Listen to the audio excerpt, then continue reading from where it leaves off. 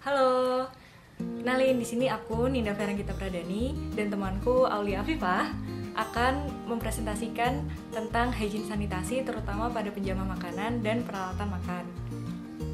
Di sini teman-teman mungkin udah pada nggak asing sama COVID-19. Nah, coronavirus disease ini berasal dari virus corona. Sebelumnya, virus corona itu sudah pernah ditemukan dan menyebabkan penyakit seperti flu atau penyakit lain yang lebih parah. Tahun 2019 kemarin, itu ditemukan lagi novel coronavirus yang kemudian kita sebut sebagai virus COVID-19 ini.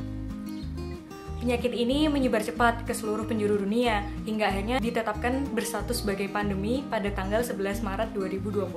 Dalam industri makanan, menjaga kesehatan para pekerjanya menjadi hal yang sangat penting, terutama untuk menjaga kepercayaan dari para konsumen dan menjaga kesehatan. Terkait penyebaran COVID-19, sebenarnya apakah penyakit ini menyebar melalui makanan? Sampai saat ini belum ada penelitian yang membuktikan bahwa virus corona dapat menyebar melalui makanan. Jalur penyebaran utama adalah melalui kontak langsung dengan tetesan atau droplet pernapasan yang dihasilkan ketika orang terinfeksi batuk atau bersin. Karena penyebarannya melalui droplet, seseorang berisiko untuk terinfeksi ketika menyentuh permukaan, benda atau tangan yang terkontaminasi, lalu menyentuh mata, hidung, dan mulut mereka. Misalnya seperti saat menyentuh knop pintu, atau berjabat tangan, kemudian menyentuh mulut mereka. Oleh sebab itu, industri makanan wajib menerapkan praktik higienitas untuk meminimalisir risiko kontaminasi virus pada permukaan makanan maupun pada kemasan makanan. Sebenarnya apa itu hygiene sanitasi? Hygiene sanitasi merupakan upaya untuk mengendalikan faktor risiko terjadinya kontaminasi terhadap makanan, baik yang berasal dari bahan makanan, penjamah makanan atau orang yang menangani makanan, tempat dan peralatan agar aman dikonsumsi. Kenapa praktik hygiene sanitasi ini perlu dilakukan? Selain untuk mencegah penyebaran virus corona, praktik hygiene sanitasi juga diperlukan untuk mencegah adanya foodborne disease atau suatu permasalahan kesehatan yang timbul akibat mengonsumsi makanan yang terkontaminasi. Foodborne disease ini bisa menyebabkan penyakit pencernaan, seperti misalnya diare, mual, dan muntah. Sebenarnya dari mana saja sih kontaminasi di makanan itu bisa muncul? Ada dari bahan makanan itu sendiri, ada dari penjamah makanan, ada dari tempat pengolahan makanan, maupun dari peralatan makanan. Hari ini kita akan fokus pada dua hal, yaitu untuk mencegah kontaminasi makanan dari penjamah makanan dan kontaminasi dari peralatan makan. Yang pertama kita bahas tentang penjamah makanan. Bagaimana penjamah makanan dapat menyebabkan kontaminasi pada makanan? Melalui tangan, berbagai cemaran dapat mengontaminasi makanan. Seperti misalnya pada gambar ini dijelaskan bahwa saliva atau lendir atau kemudian droplets dari saluran pernafasan itu bisa menyebar melalui batuk atau bersin. Kemudian dari mata dan telinga yang terinfeksi maupun dari mikrobia kulit. Kemudian yang tidak kalah penting adalah tangan yang terkontaminasi di feses.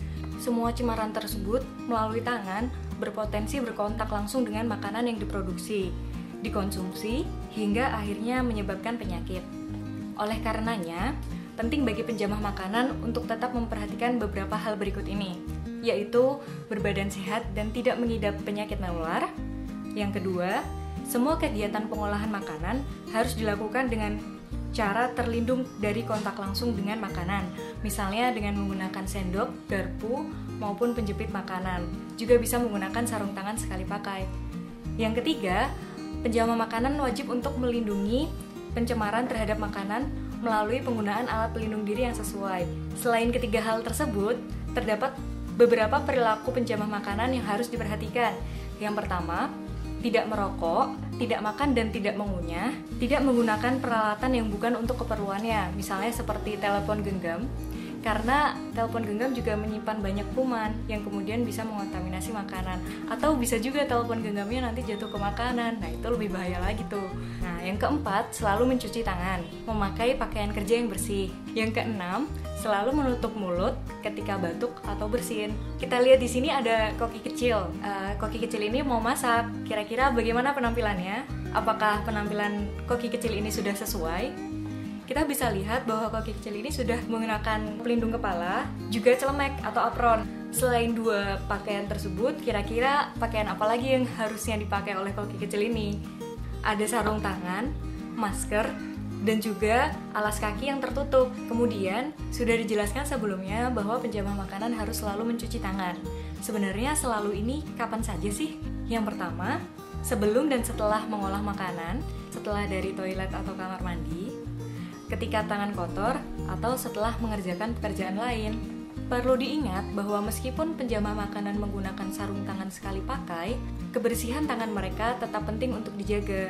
Oleh sebab itu, praktik mencuci tangan tetap harus sering dilakukan. Bagaimana cara mencuci tangan yang baik dan benar? Mencuci tangan bisa menggunakan cairan hand sanitizer atau cairan berbasis alkohol, maupun menggunakan sabun dan air yang mengalir. Hand sanitizer terutama bisa digunakan ketika tangan tidak terlihat kotor. Cara ini jauh lebih praktis, sedangkan baiknya kita mencuci tangan dengan sabun dan air mengalir ketika tangan kita tampak kotor. Mari kita simak langkah-langkahnya. Yang pertama, gosok kedua telapak tangan dengan arah memutar. Yang kedua, gosok kedua punggung tangan secara bergantian.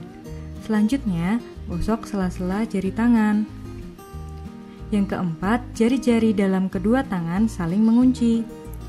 Yang kelima, gosok dan putar kedua ibu jari secara bergantian. Yang terakhir, letakkan ujung jari ke telapak tangan, kemudian gosok perlahan. Setelah itu, jangan lupa dibilas ya. Pastikan tidak ada sabun yang tersisa. Kemudian, keringkan tangan menggunakan tisu. Setelah itu, tutup keran menggunakan tisu tadi. Agar tangan yang sudah bersih tidak terkontaminasi ulang, menutup keran tidak langsung dengan tangan.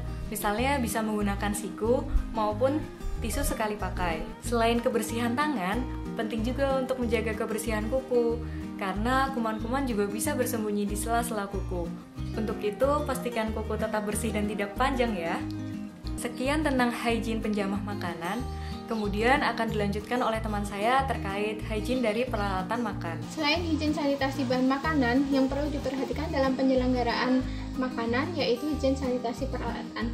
Tujuan dari hygiene sanitasi peralatan yang pertama yaitu untuk mencegah kontaminasi silang pada makanan. Yang kedua, untuk mencegah bahaya yang ditimbulkan dari material peralatan. Yang ketiga, untuk memperpanjang masa penggunaan alat. Yang terakhir yaitu untuk menjamin keamanan dan keselamatan pekerja. Yang perlu diperhatikan dalam peralatan masak, yang pertama itu alat yang digunakan mudah dibersihkan, kemudian tidak rusak atau tidak penyok, dan alat yang digunakan itu aman. Kemudian tidak boleh menggunakan alat yang difungsikan sekali pakai secara berulang. Adapun cara pencucian peralatan, yang pertama itu dibersihkan menggunakan sabun atau deterjen dengan air panas atau air dingin sampai bersih, kemudian melakukan desinfeksi menggunakan air panas suhu minimal 80-100 derajat Celcius selama 2 menit. Yang ketiga itu meniriskan alat masak tersebut sampai kering dengan bantuan sinar matahari atau lap pengering. Lap pengering di sini tidak boleh meninggalkan noda atau meninggalkan serat pada alat masak yang telah dibersihkan. Kemudian tempat pencucian alat dan bahan makanan, syaratnya yang pertama itu tersedia fasilitas pencucian. Di sini sebaiknya fasilitas pencucian antara bahan makanan dengan peralatan itu terpisah, kemudian dibersihkan menggunakan bahan pembersih seperti sabun atau deterjen. Yang ketiga itu bahan makanan yang tidak dimasak atau bahan makanan yang dimakan mentah itu dicelupkan dalam air mendidih suhu 80-100 derajat Celcius selama 1-5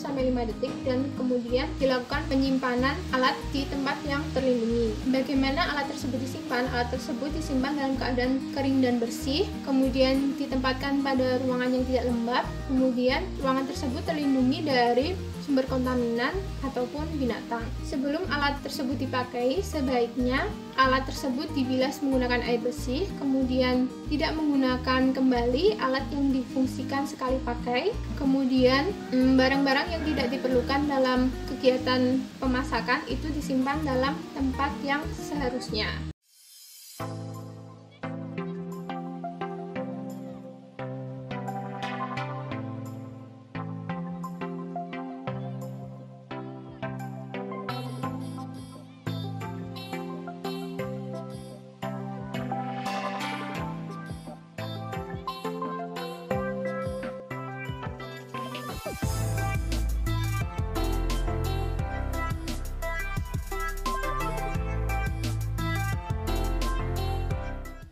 Nah, ini referensi yang kami gunakan.